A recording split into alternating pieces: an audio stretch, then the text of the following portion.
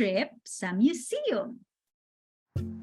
May field trip ang buong klase. Pupunta si Teacher Vilma at kanyang mga estudyante sa isang museum. Anong tatlong pangunahing pulo ng Pilipinas? Tanong niya sa mga ito.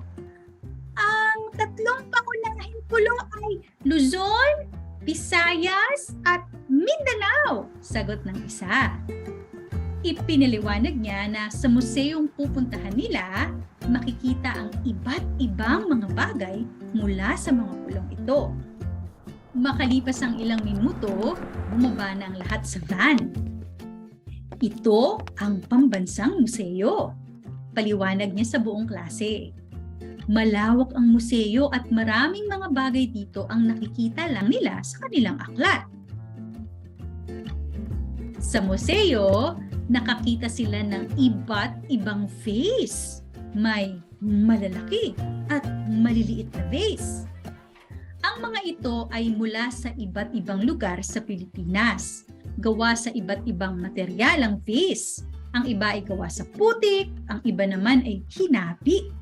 Pinaliwanag ni Teacher Vilma na dahil sa pagkamalikain ng mga Filipino, nakagawa sila ng iba't ibang bagay. Nakakita rin sila ng iba't ibang mga instrumentong pangmusika tulad ng gitara. Mayroon ding instrumento na parang violin. Sinabi ni Teacher Vilma na dahil sa angking talento ng mga Filipino sa musika, iba't ibang instrumento ang kanilang naimbento. Nakakita rin sila ng bangka na tinatawag na vinta. Makulay ang vinta. Maliban sa mga ito, marami din silang iba pang likhang sining na nakita na gawa ng mga Filipino. Pagkatapos ng pag-iikot sa museo, masayang-masaya ang buong klase ni Teacher Vilma sa kanilang nakita.